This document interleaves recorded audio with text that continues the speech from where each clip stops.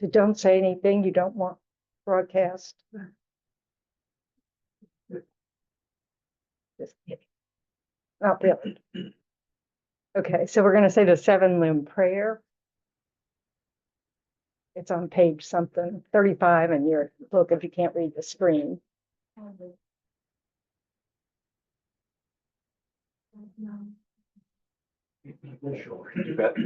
In English. Everything for me is in English because I can't pronounce any of the Tibetan. As if it was a language from a different continent. Yes, yeah, just like that. Okay. Different part of the world. Yes. Reverently, I prostrate with my body, speech, and mind. Pause, pause, pause, pause. This is a training. So for those of you who are Buddhist, you want to not just read the words, you want to hear the words, and you want to picture in your mind that that you feel humble in the presence of the teachings and that you're open to receiving them.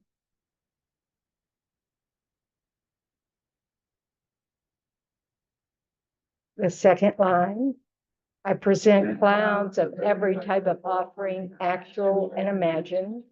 So now in this pause, just imagine the sky just filled with the most beautiful offerings, flowers, music, food, delicious drinks, whatever, just the best of everything that you like. All your attachments you can offer. Chocolate cake could just fill the sky. So, and you imagine that all the Buddhas and Bodhisattvas and teachers are all extremely pleased with their offering.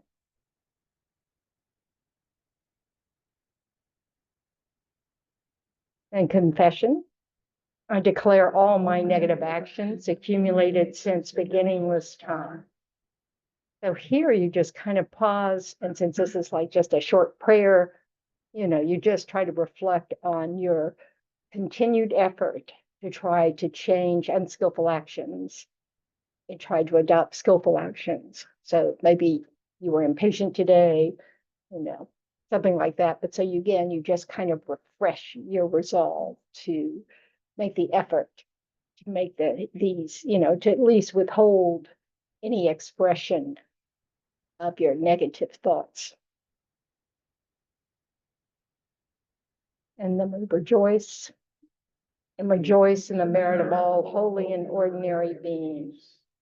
So here you can just pick one group. Maybe you pick teachers. Maybe you pick aid workers, in war zones. You just pick a group that is helping others and just think how wonderful that is, how amazing that is. And that at this moment, countless acts of kindness are happening in all kinds of places, in all kinds of moments, little moments, big moments, all kinds of things. And how wonderful that is. This is the manifestation of our Buddha potential.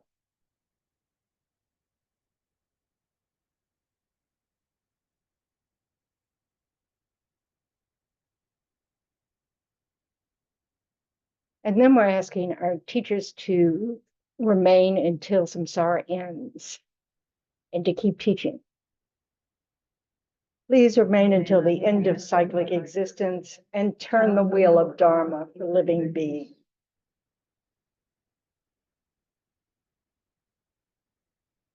This is a moment of gratitude, I think.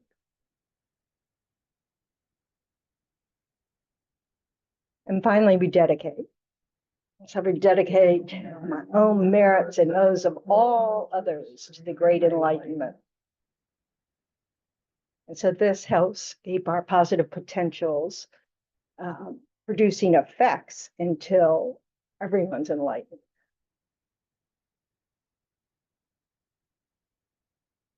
It's a big wish. And then we say refuge of bodhicitta prayer. It's on page 98.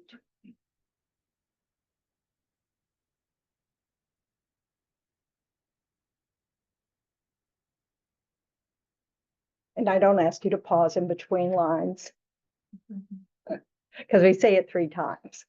So it's for body, speech, and mind. So you imagine that you're physically taking refuge, you're speaking with refuge, page 98. Maybe try 97. 98. It's not in every copy because some editions are different.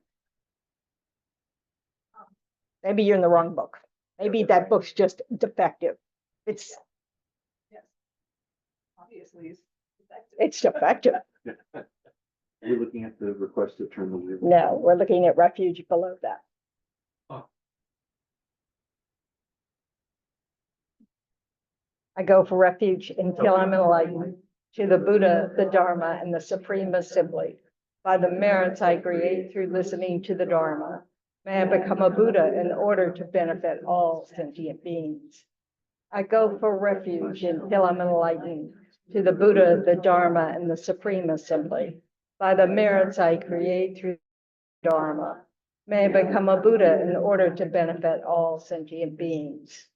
I go for refuge until I'm enlightened to the Buddha, the Dharma, and the Supreme Assembly. By the merits I create through listening to the Dharma, may I become a Buddha in order to benefit all sentient beings.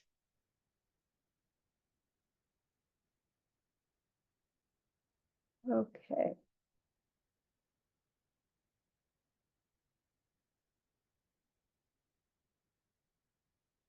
How are we doing this week?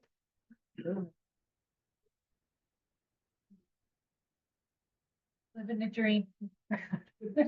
Loving life, living life. I guess I'll have to be the one that is grumpy. So, all right. Okay. So the next section of this book starts talking about all the different kind of topics of the Buddhist view, so we talk about what samsara is, all the different types of beings that live in samsara, the importance of having a human rebirth, the importance of remembering death and impermanence.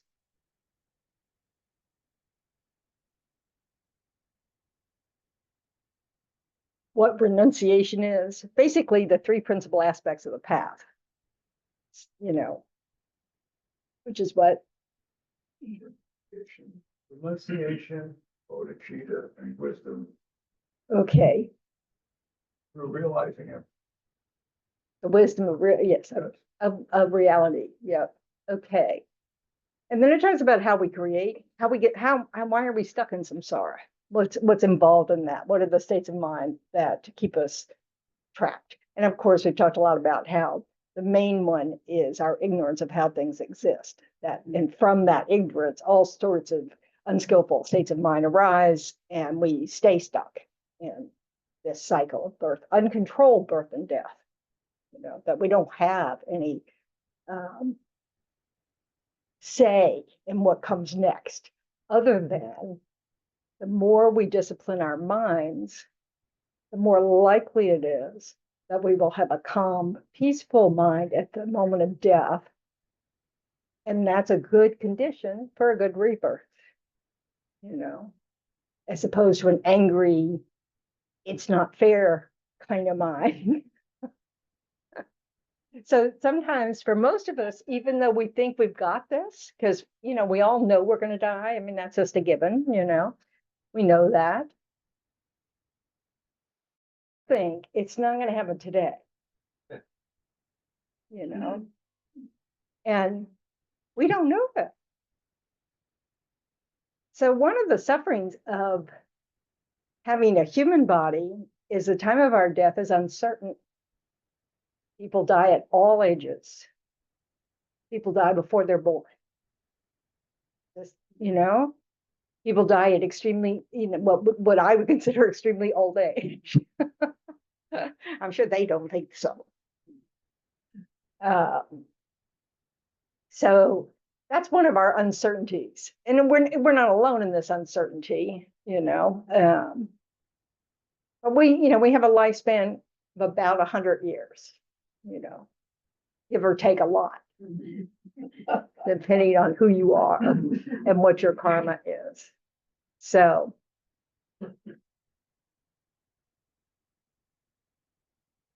but the rebirth we have right now is a really good one. So why is it a good one?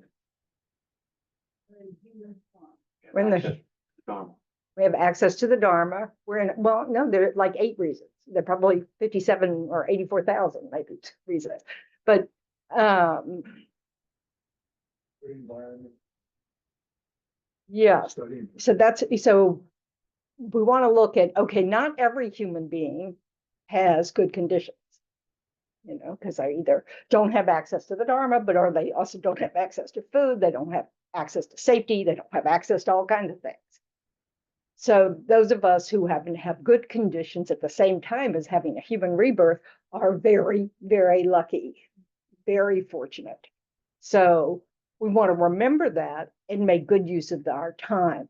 And so that's part of the reason why we set a positive intention, or at least an intention at the beginning of any activity, so that we don't forget that we're impermanent, but we have a good condition now. Don't waste this opportunity, and it doesn't have to be in some grandiose kind of way. It's like, okay, at the very least, I'm going to be kind. I'm going to be patient. The next person I see, I won't be grumpy. I'll be open. Whatever it is. We have to just come up with things. Like a lot of people, a lot of students I know just use the idea of I'll do no harm, which covers a lot. So you have to think deeply about what that means, because we harm each other in many ways, So we do it with our look, we do it with our speech, we do it with our gestures, all kinds of ways, offhand remarks, indifference. So it's actually kind of a big intention. It's a great intention, but not everybody can start there. But if it's what it takes, if you have your phone, I don't know, you set phones with reminders. I've never set a reminder. I don't know. I set appointments. It tells me that. So, that you set a reminder every hour that just says, don't forget. You don't want to do any harm, or you want to be patient, or be kind, or smile, those kinds of things. Because doing this repeatedly through the day helps us remember till it becomes a habit. And then you don't have to have the reminder. Thank you. So, because just is part of how you live.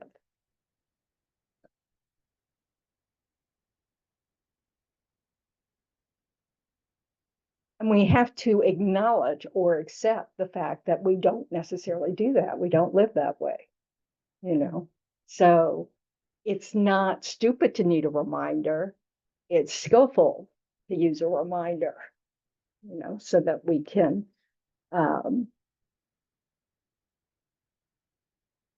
it's a helpful tool to be mindful.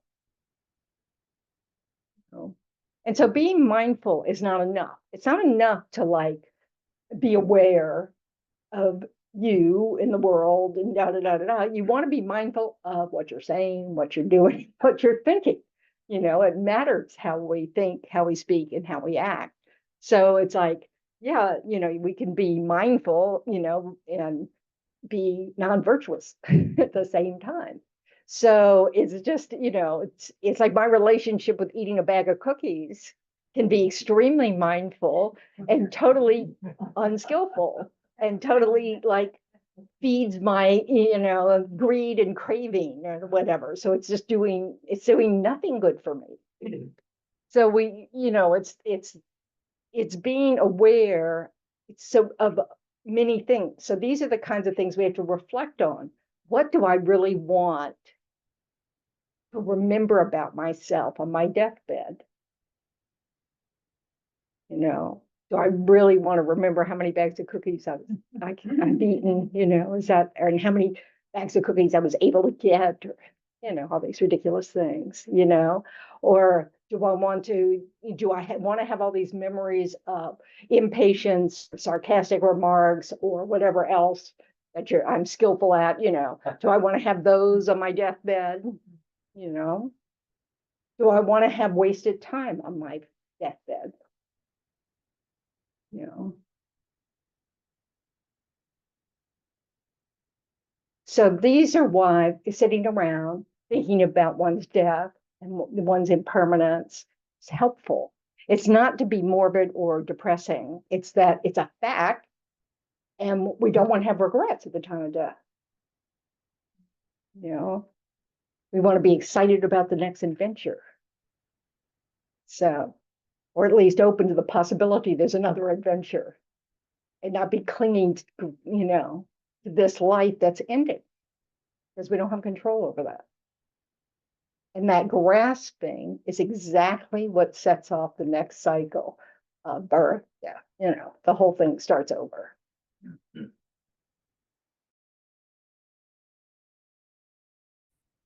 Is not dharma. So it's not a good condition for whatever seed ripens for the next life.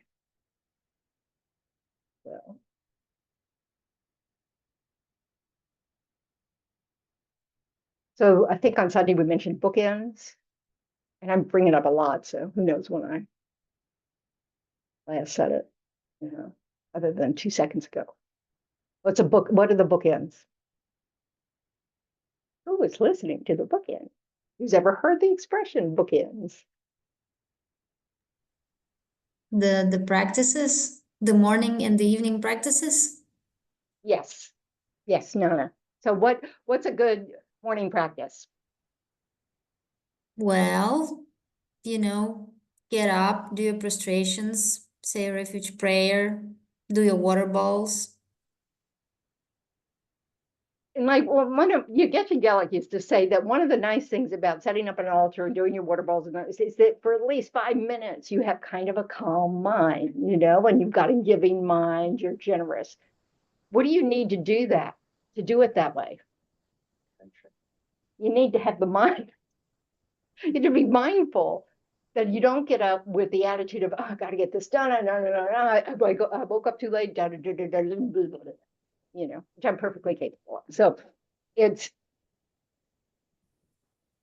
so one thing that I do, what I think is really helpful is to become habituated to, as soon as you wake up, you set an intention. First of all, what's the first thing you could do that would help that with that intention? Don't you love guessing at what 84,000 thought I have? Yeah, okay, that's probably a big question. Not dawdling in bed. Well, but more than that, what's the first thing you could notice? I woke up and I'm still a human.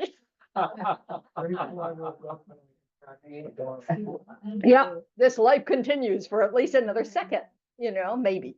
But, you know, so then you can go, oh, so I better not waste any time because this is a great opportunity.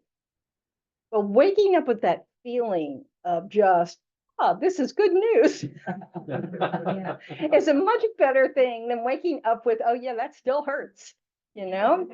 So we have to get habituated to it.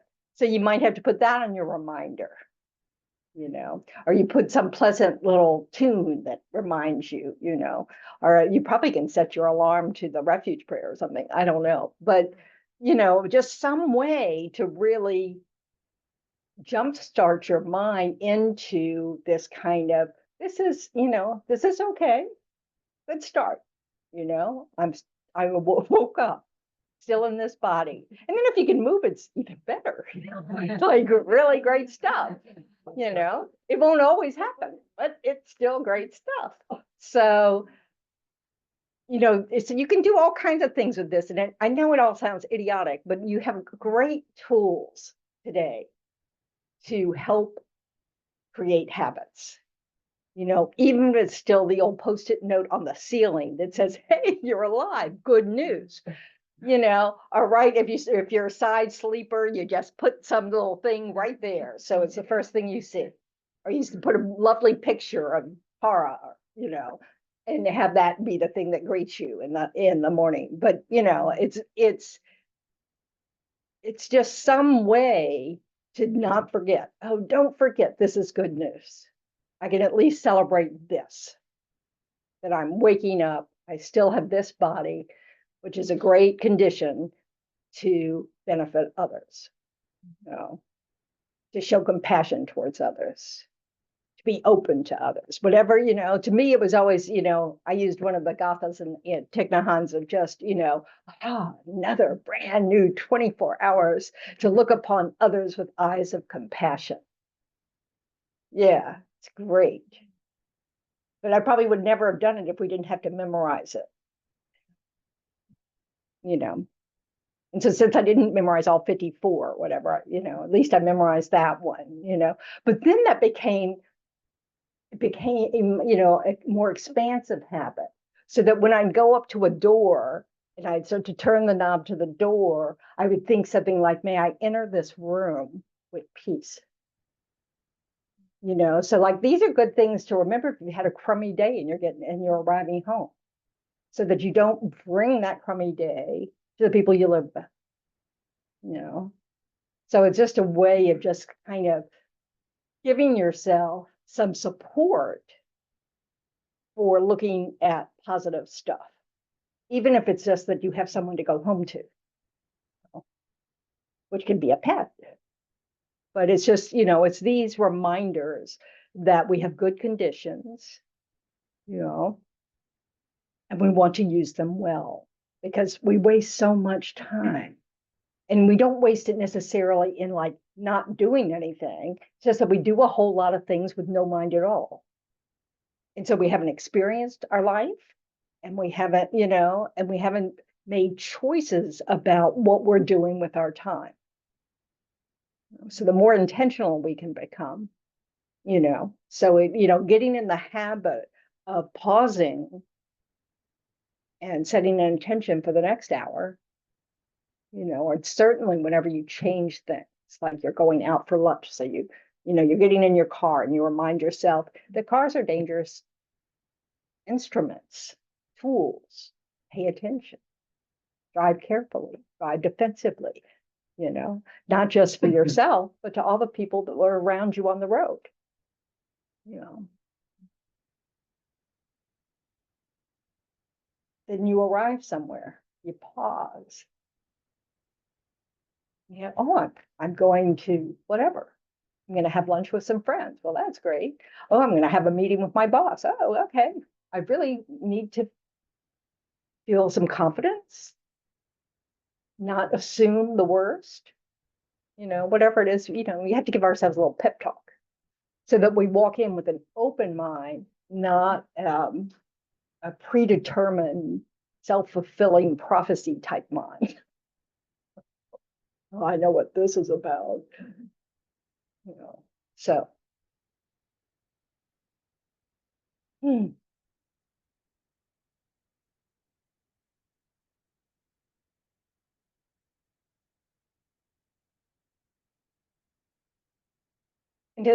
His Holiness, the Dalai Lama, says a lot, or often, you know, that all spiritual traditions have in common these ideas of wanting to benefit others, wanting to be generous, of wanting to be compassionate and loving and, you know, patient, you know.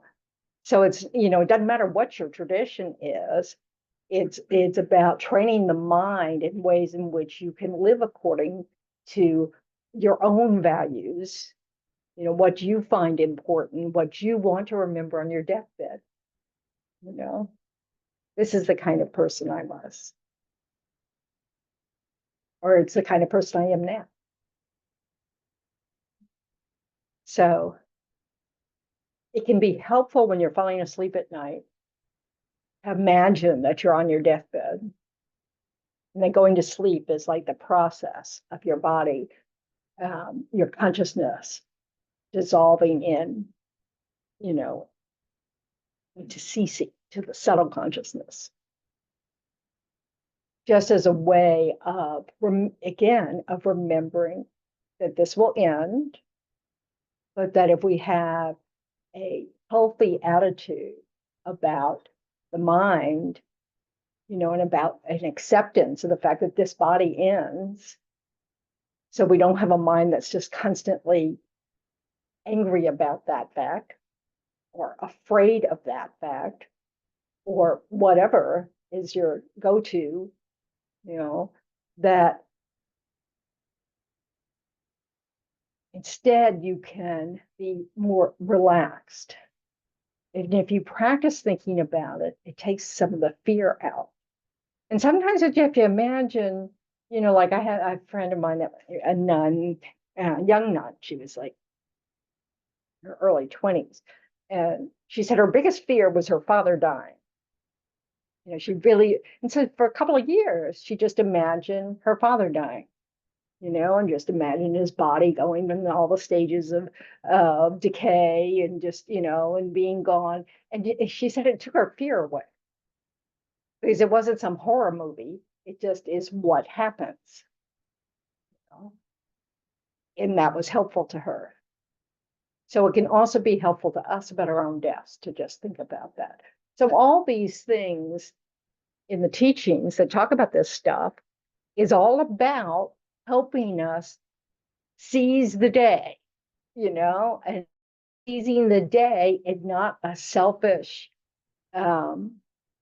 greedy kind of way, but seizing the day so you live fully in the way you want to be, in the ways that you're happy with at the end of the day, where you kind of go, yeah, that was a pretty good day. Yeah. So that we talked about the bookend in the beginning of the day of setting, first you rejoice that you woke up. And then, you set some good intention for that day. Like today, I'm going to work on patience, or today I'm just going to work on being happy to see whomever I see, whoever comes into my field of vision, because I care about them. It's another human being that wants to be happy and want to suffer. So maybe my smile will ease them a bit. And then at the end of the day, the other bookend is what? Sleep. Yep, before that, Rejoicing. a review of your day. So the very last thing that I recommend is rejoicing over all the good stuff. All the, I really held my tongue when, was about to lose it, but I didn't. Or, I really was open to so-and-so's, whatever they were sharing. And I listened. So you rejoice in all your good things. What do you do before that?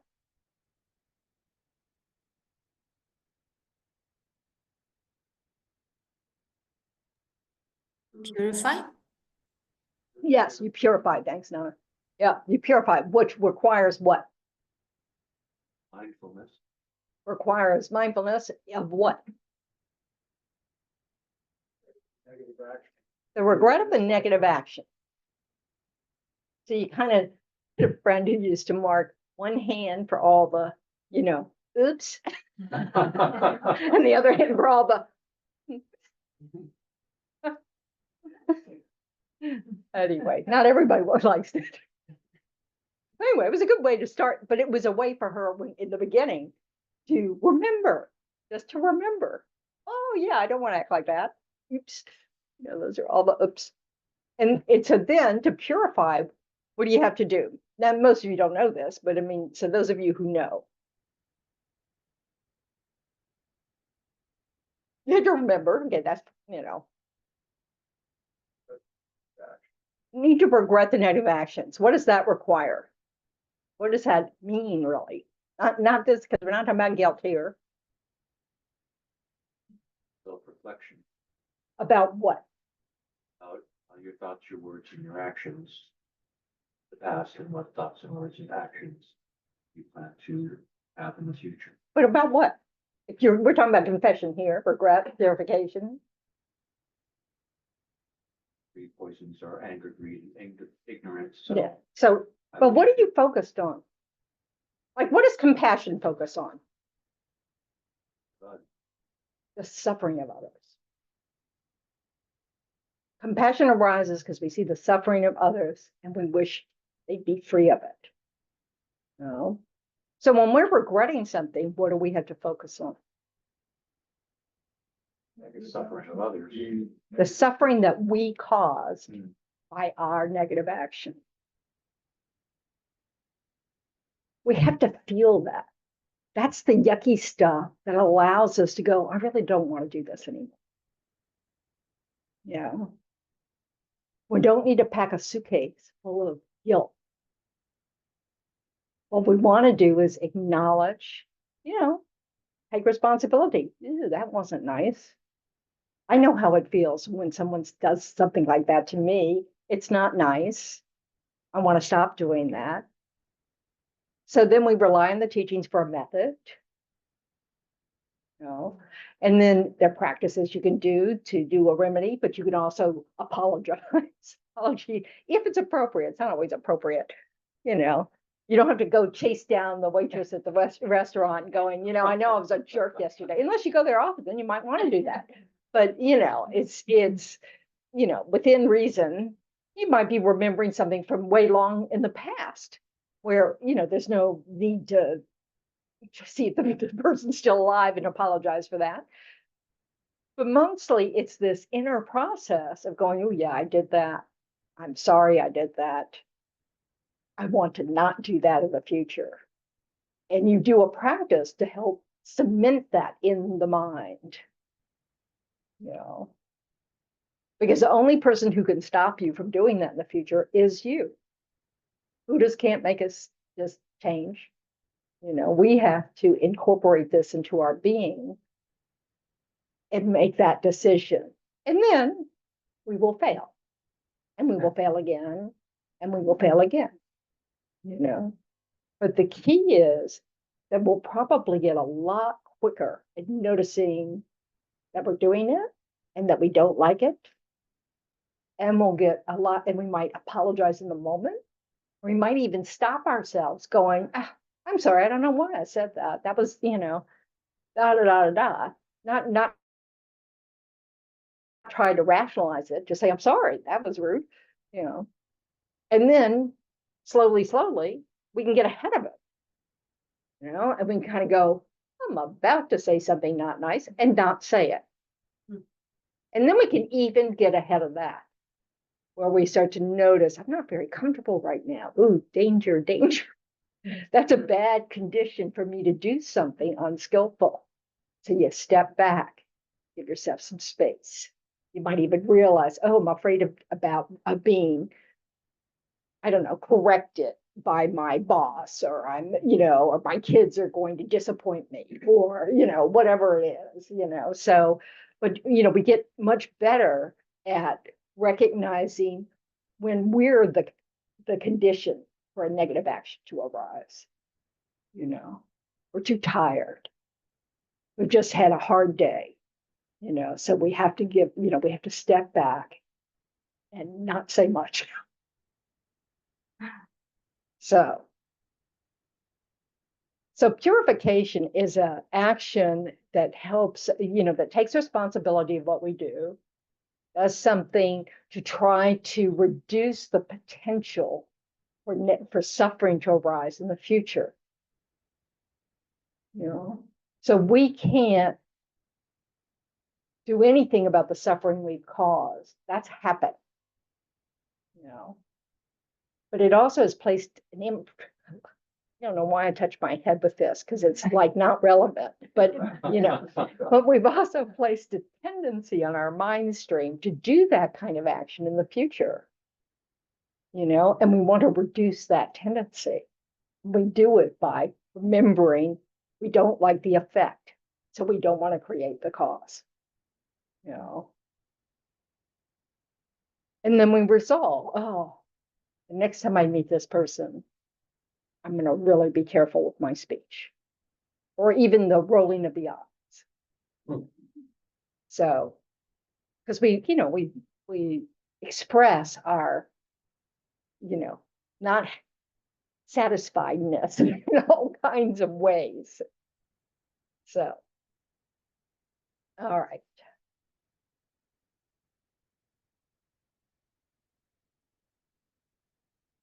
So when we do this, the stronger our mind is, which just means the more genuine we are with our regret, our genuine reliance on the teachings, that says, okay, maybe I was right about whatever it was, that what I said was a fact, but the way I said it was not necessary, it was not kind, it was not, whatever,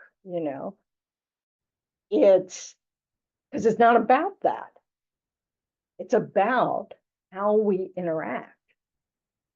Are we being harmonious?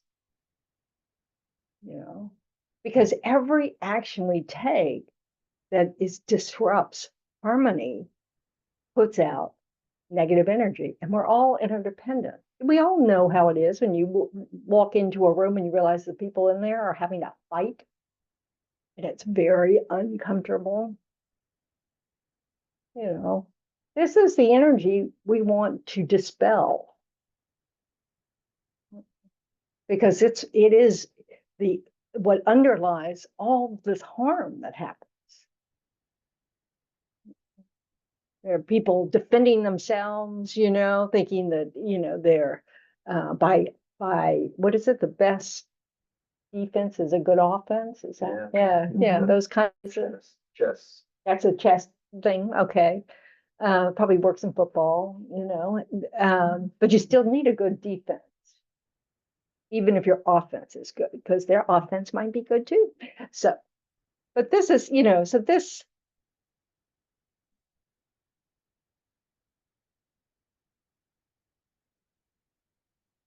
So the power, so our ability to reduce the outcome of our unskillful actions, because in Buddhism, everything is cause and effect.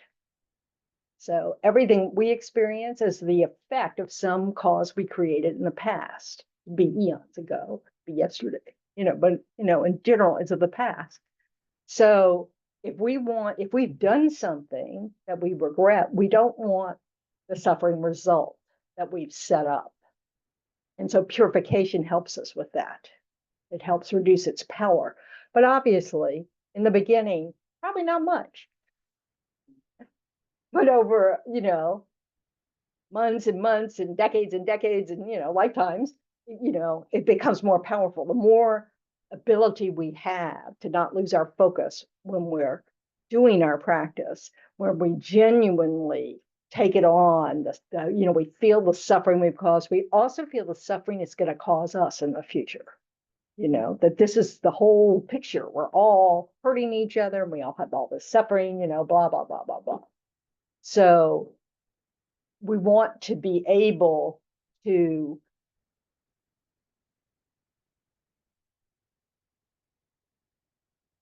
get in the habit of doing it, so we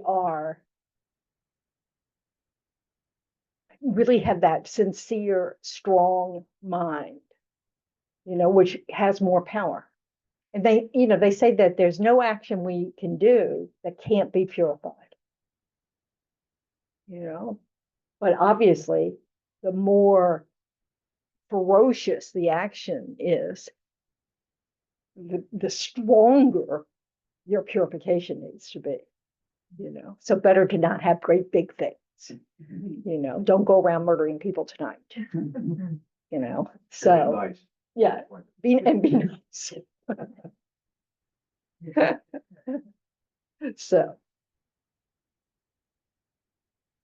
So last week we did a purification practice with the light rays of Shakyamuni Buddha. So how do you think that works? So this is a practice where you're visualizing the Buddha radiating light. And so you receive light that goes to your you know, all to your body in a way, purifying all the actions of body that aren't skillful. And then to your speech, all the past actions of speech that weren't skillful. And then to your mind, all those habits of mind that get us into trouble with our body and speech, you know, and purifies that. So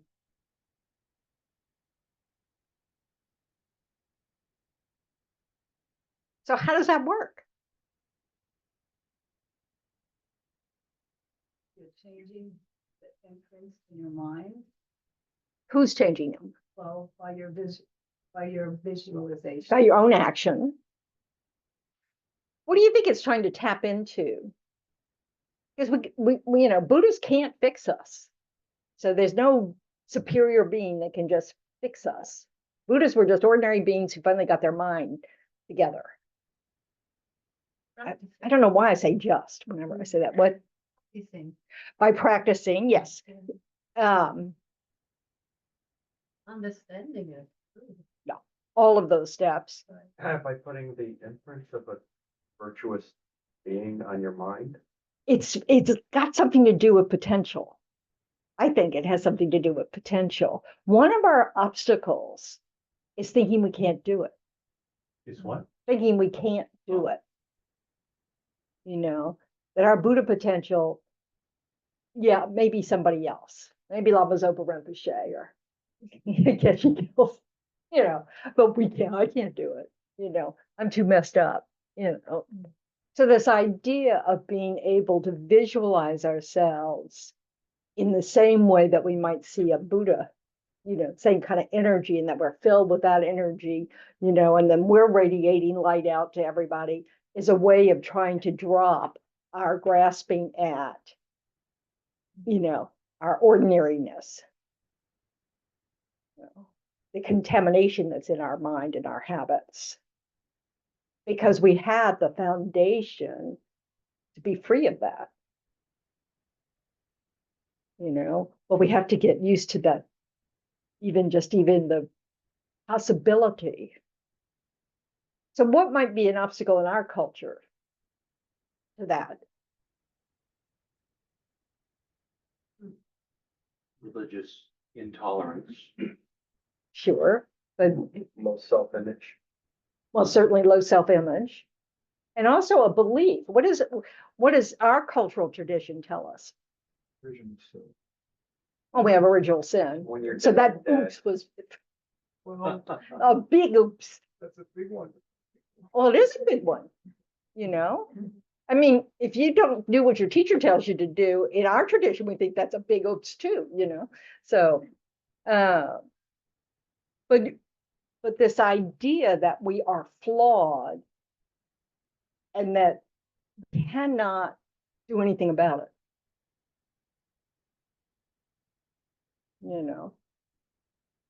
So we might have that attitude. Of course, even, I mean, I don't know much about Christianity, you know, so because I don't believe the intention is for people to feel like, you know, they're hopeless.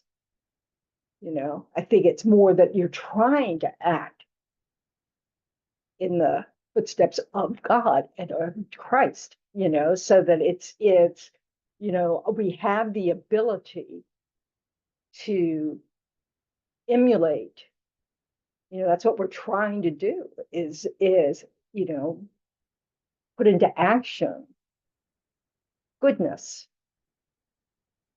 So we must have that quality too, to be able to do that. And so in Buddhism, the starting point's different. The starting point is that we are naturally pure and we're polluted with all these unskillful ideas due to our ignorance about how things exist. You know, so what we're trying to do is clean up the pollution. And our record on the planet's not boding well for but we have these and obviously we're not the only culture that has this obstacle, because otherwise we probably wouldn't have to do these visualizations where we're imagining, you know, all this purifying light come in. You know, we just say, okay, get your own pure light and clean yourself up. But we don't buy that. So we need to have these experiences that allow ourselves to entertain the slightest possibility. You know, because that breaks, the closed door that says no, not possible.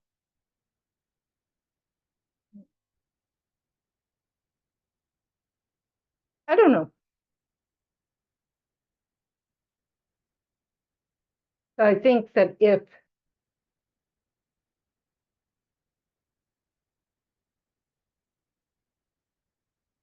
it also gets at the fact that positive energy is interdependent as well, So it's like, just like if if you walk into a room and a couple of people are just laughing, really just naturally laughing, you really want to know, and you might even start laughing before you find out, or you might find out and not think it's particularly funny, but you're still laughing because it's the energy in the room and we like it. It's pleasant to us. So we want to remember that, enlightened energy, according to the teachings, is everywhere, because the mind of enlightened beings pervades everything. It's everywhere. It knows everything because it's everywhere. So we want to become closer to that energy.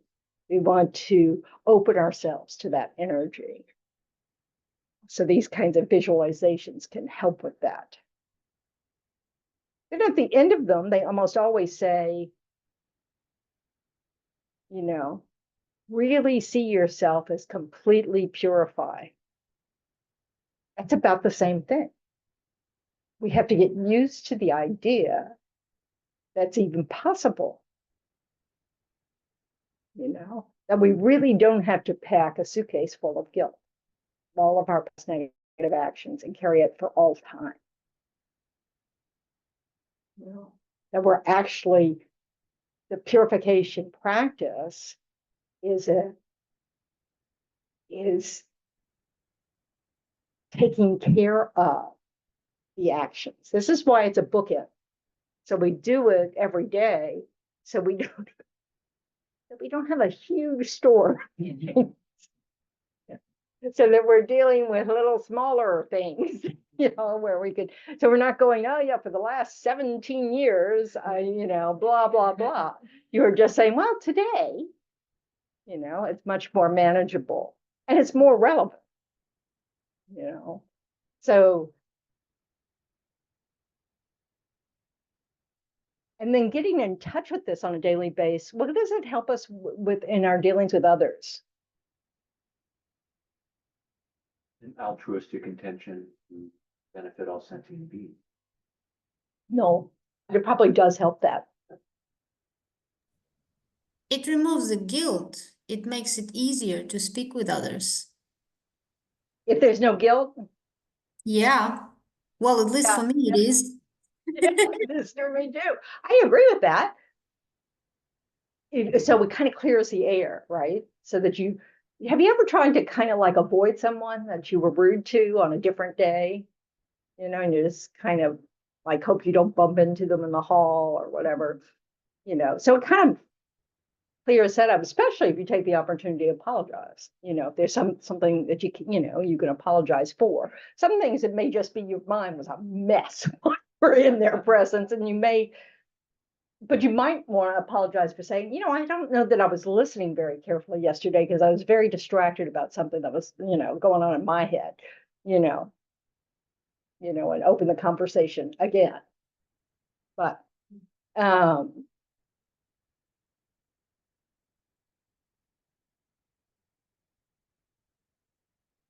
think it has the potential anyway, especially if we do this every day, to remember this about others too. That they're making mistakes and they regret it too. You have a tool to maybe not pack a suitcase with the regret, and that's helpful, but they may not.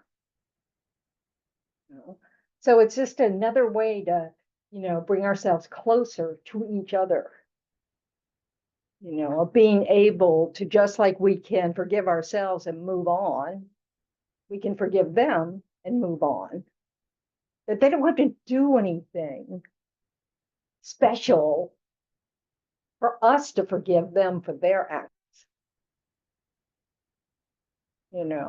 We can take care of our own, and through that action, lighten up. Because we'll be lighter. We'll feel lighter about ourselves. And it's much easier to look at someone else, oh, don't worry about it, when you're not feeling burdened. So it's another part of that interdependence,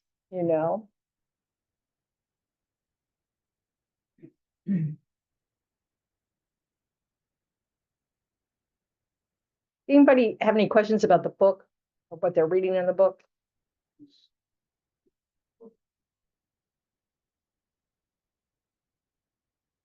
I have a question about I don't remember where in the book it was, but I think it was maybe chapter 4 it was something about how, again, the poisonous plant, like not just to cut the leaves and trim the branches, but like you have to get Uproot the it. root. Yeah, so I just was wondering Right. what that means.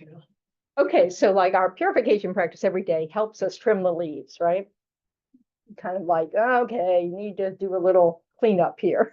So to uproot it really requires us to realize how things exist, because ignorance is at the root. Our habit of responding to everything in this dualistic us and them, this, that I am this, you are that kind of way, really grasping at an identity of everything that actually doesn't exist like that. Nothing has that kind of existence. Everything is momentary, constantly changing. You really can't hold someone to act the same this year as they did last year. And you can't really even expect them to, to act the same in the next hour, because it's this constant changing thing. And different conditions bring out different things, So if we want to uproot our habits of doing negative things, first, we try to get new habits. So we're just not doing it anymore. But to ensure that we never do it again, we have to realize emptiness. So that's down the road. It's much easier to help. This is what's so interesting. The more ethical we live our lives, the more calm, peaceful our actions are, the less reactive we are, the better our focus will be when we're trying to realize how things actually exist. Because all things are distractions for us. Just the fact that we get upset when like someone doesn't get out of our way fast enough, is that self-grasping. Like, I'm sorry, I forgot I wasn't the center of the universe for a moment, blah, blah, so it's hard, so the more we're able to let go of this habit of thinking what's most important is getting what I want, getting what my kids want, and getting what, the less distracted we are from really seeing things as they are. Does that make any sense? Yeah. Does. Okay. So, I mean, this is sort of like the point about the meditations on death. Like you're familiar with the 9-point meditation on death, I assume. Okay. So it's got 3 major points. Death is definite.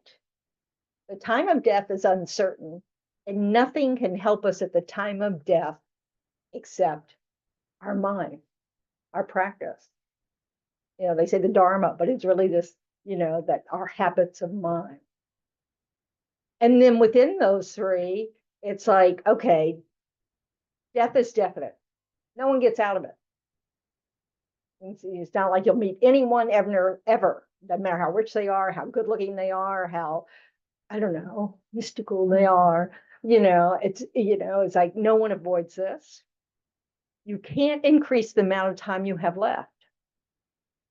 According to Buddhism, that the moment of birth, not birth, moment of conception, maybe. I don't know, that's not quite right either.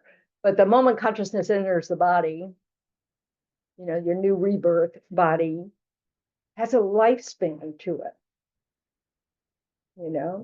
Now you might have an untimely death by getting hit by a truck, or you live out your whole, but there's a point at which you're going to die and you can't do anything about that. You can do long life prayers to avoid all those untimely deaths and all that kind of stuff, but you can't really extend the length of your life. And so the time to practice Dharma is very small. So you look at how much of your time in this life so far you've been able to spend on developing your values, changing your habits, that kind of stuff. How much time you might have left. It's really small, might be in the middle, but you don't know that. So the point of this little section is, we need to practice, and with the fact that death is uncertain, the length of life is unknown, the cause of death is many, the cause of life is few, and we're extremely fragile. Anything can kill us. Everything we need can kill us. Food can kill us, water kills us, air can kill us. So we need to practice now. And then only Dharma can help at the time of death. I mean, that's just talking about how we can't take our possessions with us. Even our friends can't come with us, and we wouldn't want them to come with us, really. We might think that in our self-grasping moment, but they also can't help us at that time. They can be there, but, we're kind of alone in our inner experience, so, and then our body's failing us, so it can't help us. So developing these habits of good motivations, thinking about others instead of oneself, so that you're not all caught up in, oh, it's too soon. You're more on, you're more focused on the people who are going to miss you, and all that, taking care of that, and also having a peaceful mind so that your next birth is, easy peasy. They're never easy peasy, but anyway. It's easy peasy. Is that Sanskrit? Yeah, that's Sanskrit. It's technical. It's a technical term, which is why I can't spell it. But anyway, so this is about reality. We need to look at reality and go, oh, well, it is true. And you will run out of time. We don't know when we'll run out of time, but we will. And not many people face that moment with clarity. We tend to face it with, not now, I'm not ready. Even people who have long drawn out illnesses aren't ready. They may even intellectually get it. I had a friend who, I don't know, they told her she had 12 weeks to live. 5 years later, she's still suffering, but she, she just, she did die, we all knew she was going to do that. And she just kept saying, it's just that I'm not ready to let go of this story. I just don't, I'm not finished being this person. So, because she had no trouble with the idea that she would have another life, But that resistance to not knowing what the next anything is going to be, and wanting to hang on tightly is, pretty much what we're habituated to. Unfortunately, that craving and grasping is exactly what kicks off the whole 12 links of cyclic existence. Just about those 12 links, what exactly is meant by name and form? Because that happens before, you know, and not, doesn't seem to happen anywhere near birth. Well, name does. It happens after birth. Somebody gives you a name. Yeah, but form is taking place in the womb. You know, you're taking form. What is meant Um, in that context? I think, well, I have to look it up I don't want to be imprecise.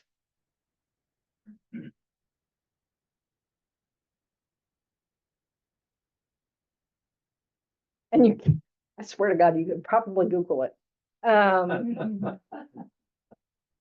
But you have to say usually Buddhism. And then you have to trust AI. So good luck with all of that.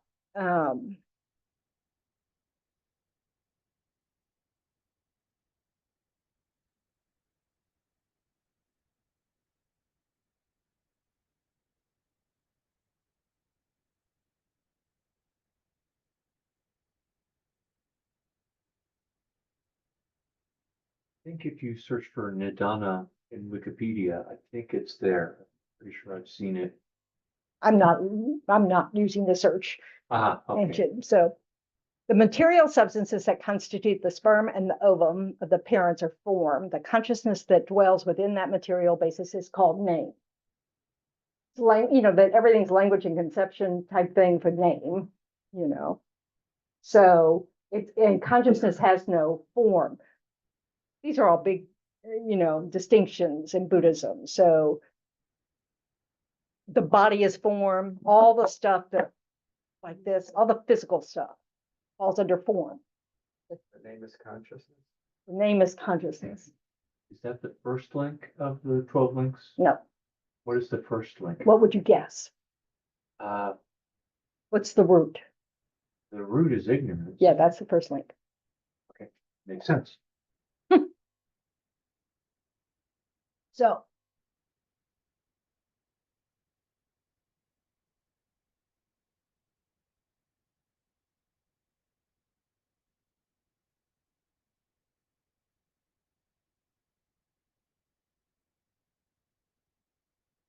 our ignorance gives rise to action.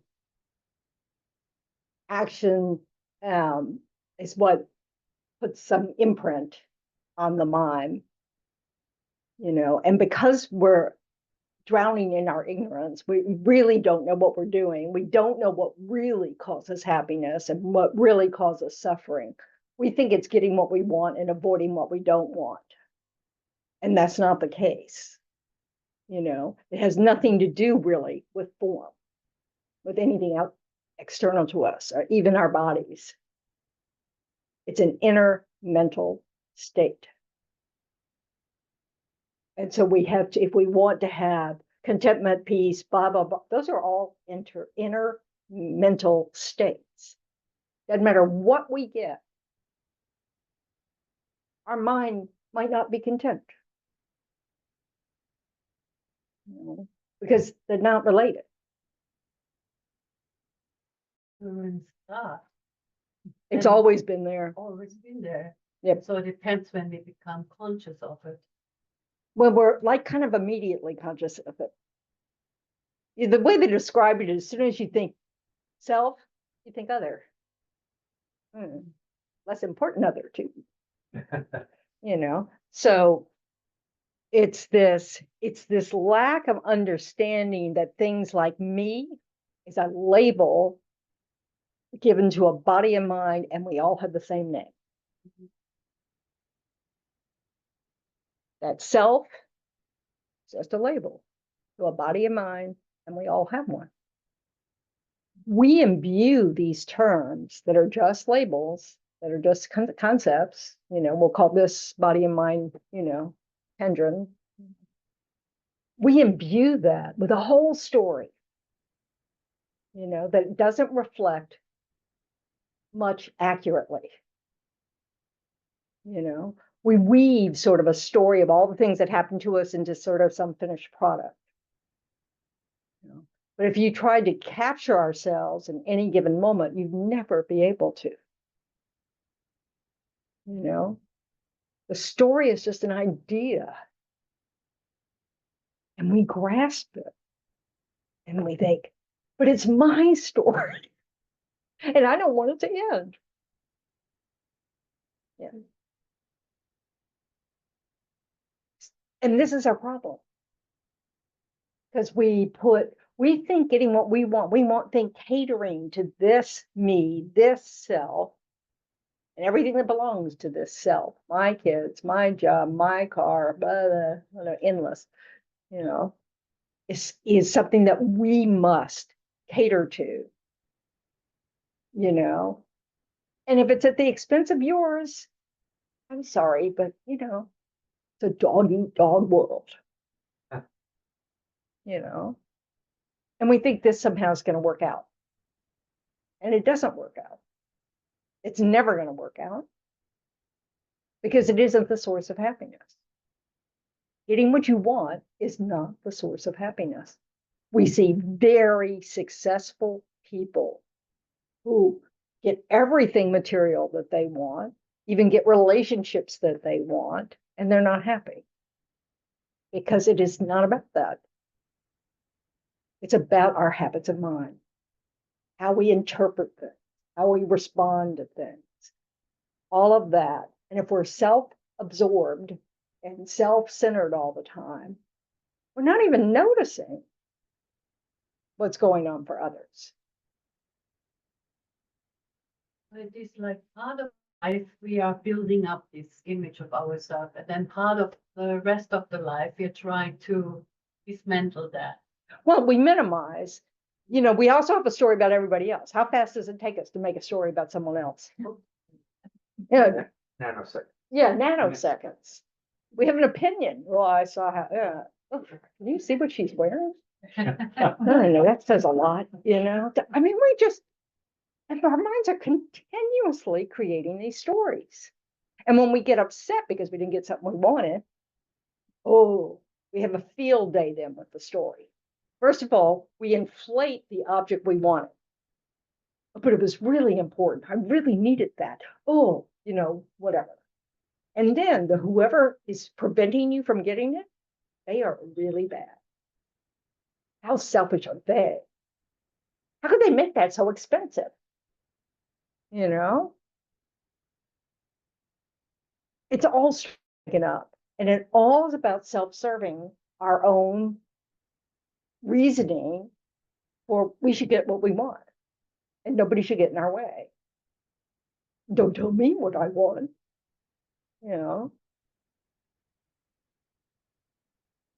So this is that ignorance that's screaming that self-preservation is key.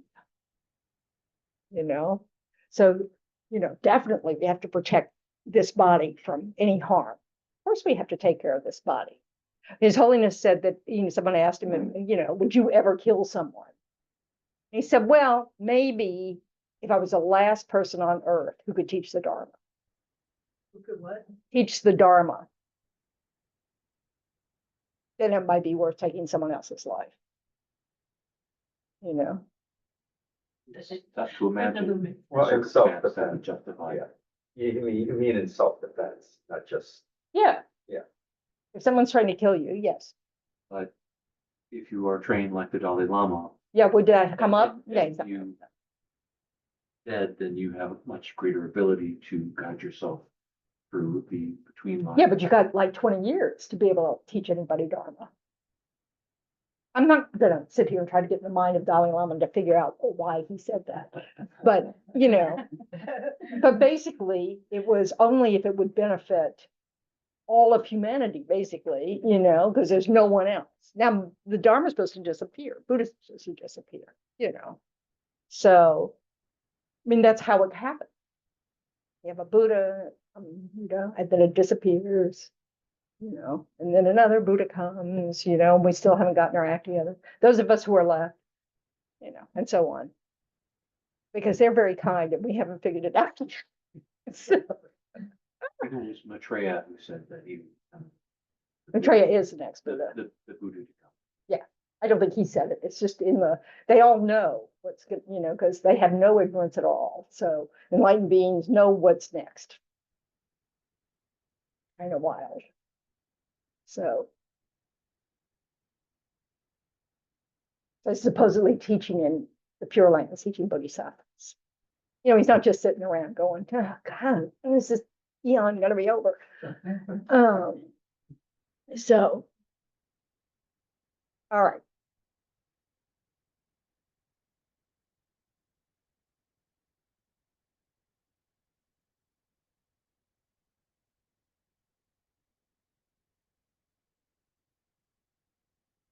So so ignorance, that you know, the mind that grasps at the eye when somebody accuses you of something you didn't do.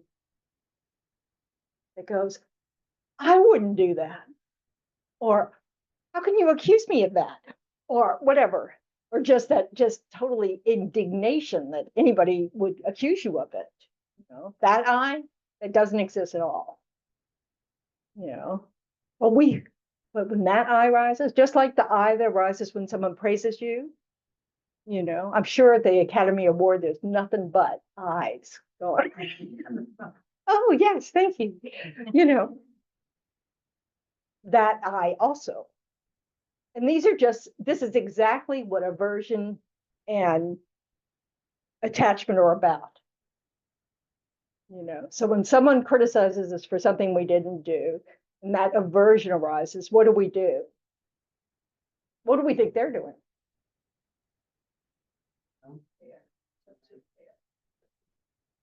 In a negative way, you know?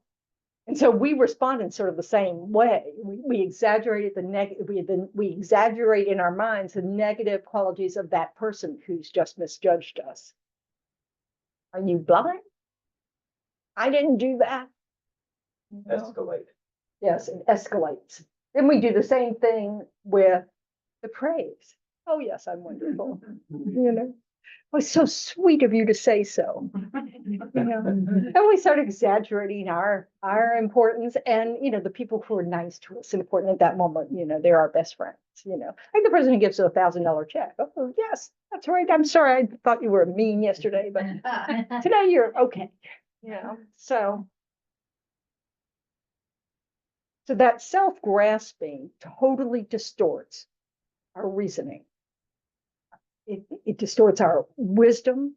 It distorts everything because it starts off with the wrong idea. It comes from a mistaken idea of how we exist. You know, that somehow we're separate and not, if we're independent of each other, we're not interdependent. You know, it's just like you're over there doing your thing and it's wrong, by the way. But, you know, I'm over here doing my thing and it's correct, by the way. You know, we live sort of in those bubbles all the time. And we're judging everybody all the time, you know. If we weren't self-grasping, how might we, what door opens? Well, besides that one, that's a big one. Understanding of others, compassion, noticing them. You know, it's sort of like, oh, you mean there's other people in the room? Oh, that's good to know. You know, how can I be of benefit to you? You know, that can open up. You know, if we're not stuck in the self-grasping, if we realize that how good we feel when we help someone else, you know, and that goodness doesn't come from the action, that good feeling, it just comes from that interaction, you could say, you know. It feels good to benefit others.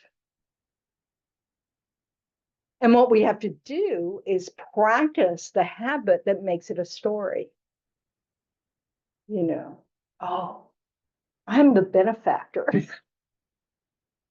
So, you know, and we inflate that, you know. Oh, we need praise for it, or we need recognition for it, you know, all these things to build up our story. So we had to work on that. We have to see what's the problem with pride. You know, I love the definition of pride in about Buddhism. It's a puffing up of the mind.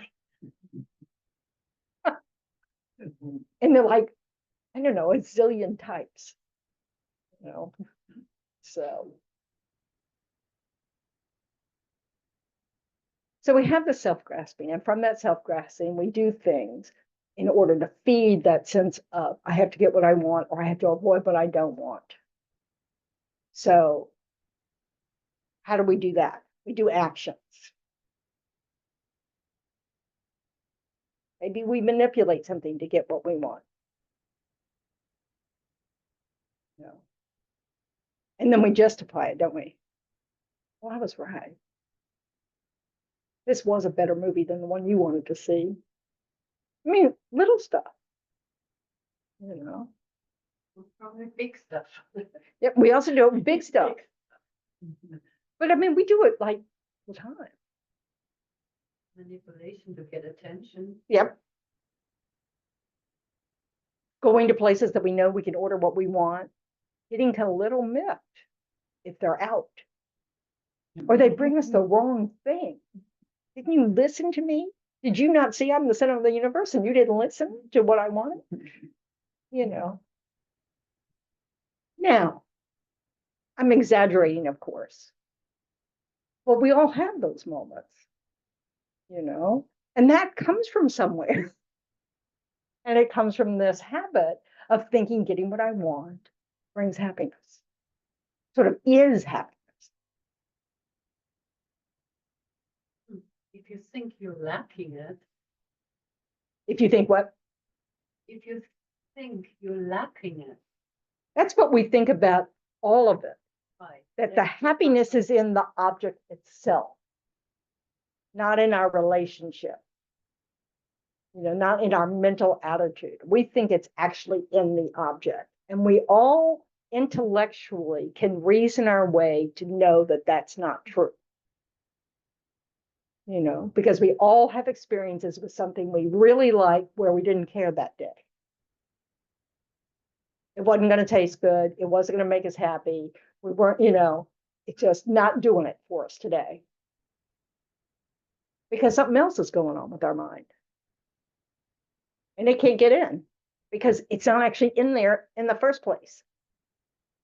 You know, getting what we want feels good for how long? Until you get it. Till you get it. Yeah. Yeah. And you know how fast it is when you buy something? You know, and you like, it's mine now. Don't touch it, it's mine. Don't sit on my car, it's mine. You know, I mean, we really now it is yours. You know, my stepsister got in a wreck 3 times leaving a parking lot of a car dealer. So she owned the car for like 37 minutes, maybe not even that long before it had lost $5,000 in value, you know, and was then in a wreck. So, you know, you can't even get 100% when you drive your car, you know, it's brand new, you know. No, I'm sorry, it's off the lot. It's now $5,000 less. So, anyway. But that grasping, you know, so we grasp with the object. Oh, my happiness is in here. You can't take it. Now, it is true that we need food, we need shelter, and we need warmth, and we need, you know, all those things. That's true. But do we settle for that? Would there be enough to go around if we settle for that? You know, no, we don't settle because we think happiness is in it. You know, so as soon as, you know, oh, I'm sorry, that purse was so great last year, but it wasn't so great this year, you know, so we have to have a new one. You know, I don't like that color. You know I used to like it. Oh, you know, this is, you know, because it's changeable. It's an object. It has entertainment value for a very small period of time. Lama Yeshe used to say, you know, in her relationships for about 6 weeks. Oh, yeah. He, she, they're great for about 6 weeks. So, because, he was meeting all these Westerners during the hippie era, who changed partners constantly, so,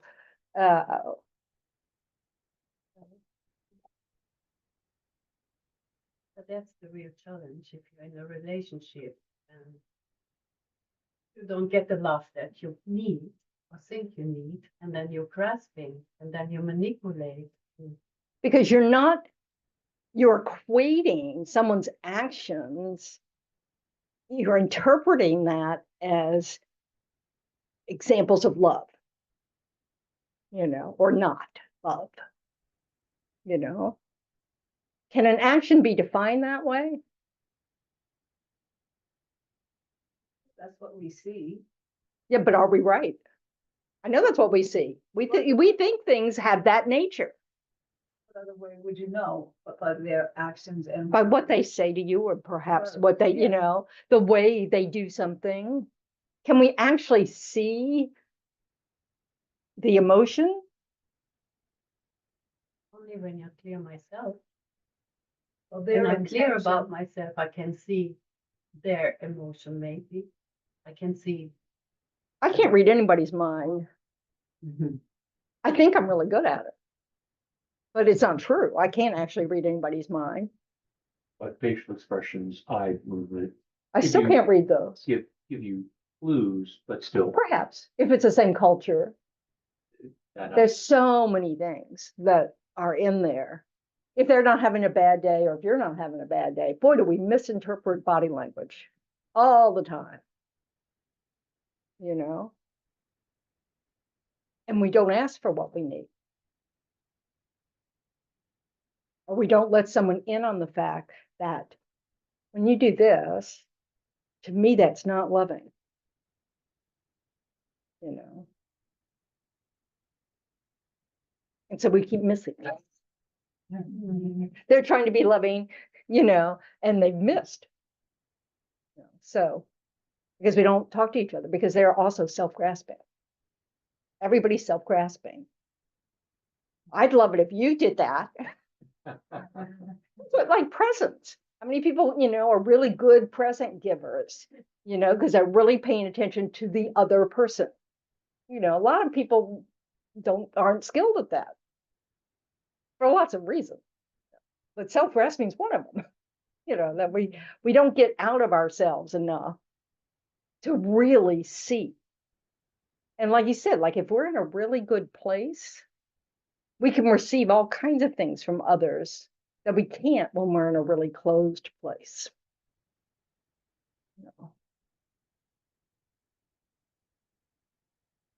So the reason why this is a really good rebirth, I've run out of time, is because our conditions are pretty good. We're not lacking in much, So we have the opportunity to really look at what's going on in our minds. Am I being reactive? Am I making up a story here? Have I bothered to ask? And have I asked in a way that is really genuinely interested in hearing what they have to say? Or am I just asking in order to have the opportunity to say you did it wrong? So, it's tricky.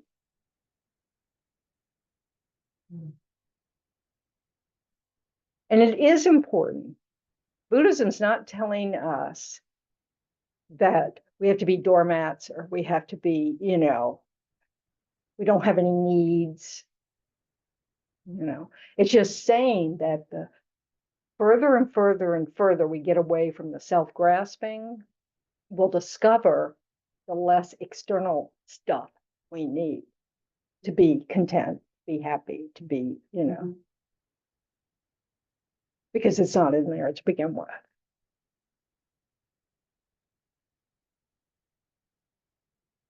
We're out of time. That was quick. Well, this is what it is.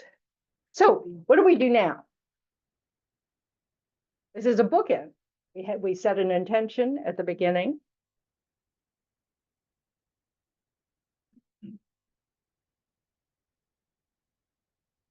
So what's on the list of things to do now? Bless you. Dedication. Reflect on our day. Well, at least rejoice. Oh, the class is over. Yay! No, I don't. So this is the thing. You set an intention in the beginning. So now you want to rejoice that you followed through on some of your intention. Oh.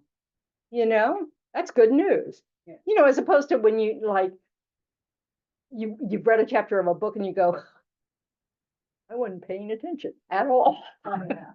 And if it's for work, oh, you have to go back and read it again. So, you know, so you want to give you know, little, you know, like I said, I'd show up. I said, I'd, you know, be open-minded, or I don't know what you said. So whatever you said, you know, it's good to just go, okay. And then you can even think about what attention you want to set next. You know, like I want to get home safely, you know, all that kind of stuff. But setting, you know, rejoicing over, you know, that you spent some time working on your spiritual side, you know, that's really meritorious. You know, that's really a good thing to do. You know, if everybody could spend time working on their mind, the world would be a better place. There's just no doubt about it, you know. So, because at our heart, at our base level, the foundation for everything else is our good qualities. We have compassion. Everybody has it. You know, it's amazing. You know, we don't have it for everybody, you know, but we have a good basis for all our good qualities. You know, they're there. So we need to notice when we're living in that way. So encouraging yourself to like look into your, you know, habits of mind or whatever is a very positive action. So you want to be happy about that. Then, according to the Buddha, those positive actions will create a cause for some positive result in the future. You know, whether it's to meet the Dharma in the future, whether it's to, I don't know, something positive. I don't have much of an imagination tonight. But we want to think about benefiting others. So we want to give it away. We can't give it away, but we want to think about giving it away to benefit others. So for some reason, I want to read Shanti Davis verses tonight, so we'll do that. So it's on page 246 of the text. I'm going to share it just a second. So what you want to think, okay. So what we're trying to think about is just this idea that we have created the cause of positive results, and so we're making the wish that it not just benefit ourselves in the future, but that it actually helps everybody else too. And this protects our positive potentials from anger, which can destroy all our positive potentials, you know, things like that. So it's in also thinking about the fact that the way we hold things to exist is inaccurate. You know, so we don't want to grasp after our merits either. So it's, you know, easier to share. So. May all beings everywhere, plagued by sufferings of body and mind, obtain an ocean of happiness and joy by virtue of our merits. May no living creature suffer, commit evil, or ever fall ill. May no one be afraid or belittled with a mind weighed down by depression. May the blind see forms and the deaf hear sound. May those whose bodies are worn with toil be restored on finding repose. May the naked find clothing, the hungry find food. May the thirsty find water and delicious drinks. May the poor find wealth, those weak with sorrow find joy. May the forlorn find hope, constant happiness, and prosperity. May there be timely rains and bountiful harvests. May all medicines be effective and wholesome prayers bear fruit. May all who are sick and ill quickly be freed from their ailments. Whatever diseases there are in the world, may they never occur again. May the frightened cease to be afraid, and those bound be freed. May the powerless find power, and may people think of benefiting each other. For as long as space remains, for as long as sentient beings remain, Until then, may I too remain to dispel the miseries of the world. And then for the long life of our teachers, for His Holiness the Dalai Lama, it's on 244.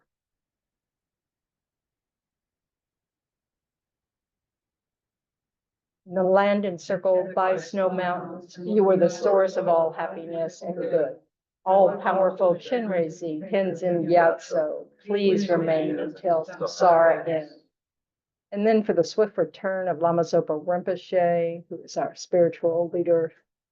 So I showed the aspect of dying a couple of years ago. I was on page, I think it's 234 in your text. Okay. Peerless teacher and assembly of the children of the victorious ones, those in Pratyeka Buddhas, victorious Losam father and sons, along with the lineage masters, all the objects of refuge of infinite lands, please bestow the virtue and goodness of accomplishing this prayer here and now, holding and spreading the Muni's precious and complete teachings through explanation and practice. You wore the armor of patience that is never discouraged. Incomparable venerable Guru, to you I make request, while striving single-pointedly for the sake of the victorious one's teachings, the sole gateway through which all benefit and happiness emerge, and for mother living beings, you suddenly departed to peace. What a great loss. Nevertheless, through the undeceiving truth of the blessings of the ocean of the three jewels and the great waves of bodhicitta of the children of the victorious ones, may the smile of a reincarnation swiftly beam and glory for fortunate disciples. So tomorrow is a holy day. It's the celebration of the Buddha's return to earth after teaching his mother into Shita heaven. So we were kind of self-grasping then.